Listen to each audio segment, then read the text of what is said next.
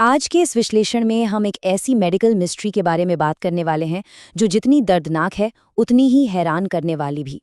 एक ऐसी ट्रेजेडी जो सीधे मुंबई से सामने आई है और जिसने फॉरेंसिक साइंस को भी सोचने पर मजबूर कर दिया है। तो चलिए बिना किसी देरी के सीधे इस मुद्दे पर आते हैं और समझते हैं इस पूरी घटना को। शुरुआत करते हैं एक बेहद गंभीर और दुखद सच्चाई से। मुंबई के एक ही परिवार के 4 सदस्यों ने अचानक अपनी जान गंवा दी है। एक साथ एक ही घर से 4 लोगों का चले जाना दिमाग सुन पड़ जाता है ये सुनकर। ये कोई आम बात तो बिल्कुल नहीं है, लेकिन इस भयानक घटना के पीछे शुरुआत में जिसे जिम्मेवार ठहराया गया वो सच में किसी को भी चौंका देगा। पहला हिस्सा, द प्राइम सस्पेक्ट और एक बिजार थियरी। तरबूज, एक आम, मीठा, गर्मियों का पसंदीदा फल। खैर, यकीन करना थोड़ा मुश्किल जरूर है, लेकिन शुरुआती जांच में इन 4 मौतों का सबसे बड़ा आरोपी इस मासूम से फल को ही माना गया।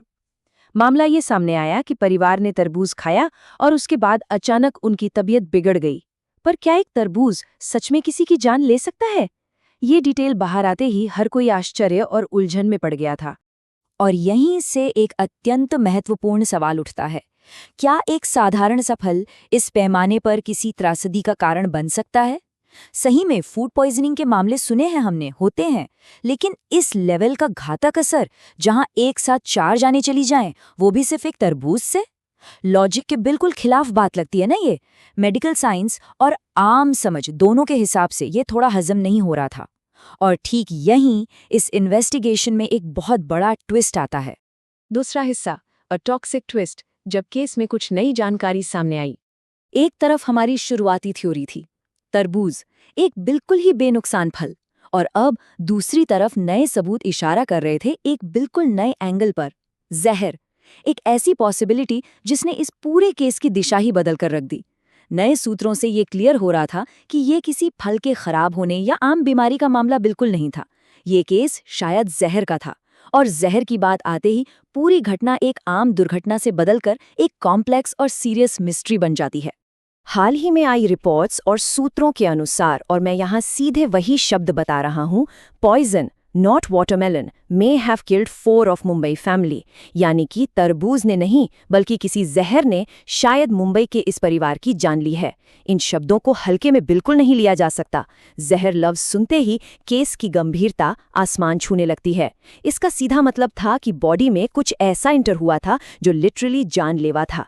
लेकिन सच्चाई तो अभी और डार्क और अजीब होने वाली थी।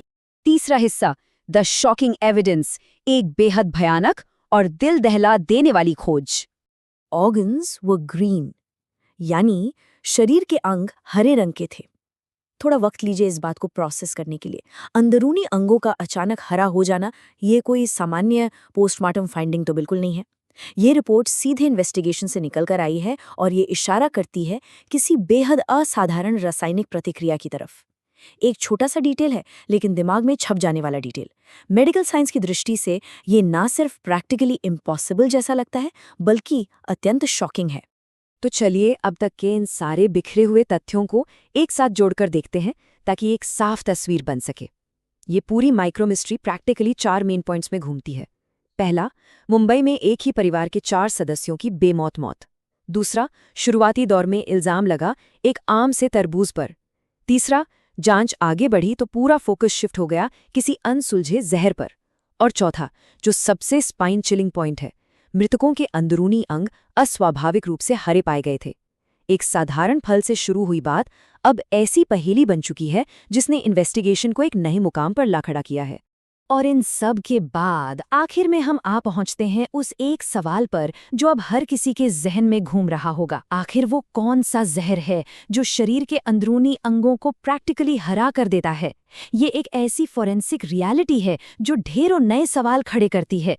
इस ट्रेजेडी में एक पूरे परिवार को खत्म कर दिया, लेकिन अपने पीछे छोड़ गया है एक ऐसा चिलिंग राज जो अब साइंस और लॉजिक दोनों से जवाब मांग रहा है। कभी कभी सच किसी भी फिक्शनल कहानी से कहीं ज्यादा अजीब होता है। और इस विश्लेषण को हम आज इसी बड़े और अनसुलझे सवाल के साथ यहीं खत्म करते हैं।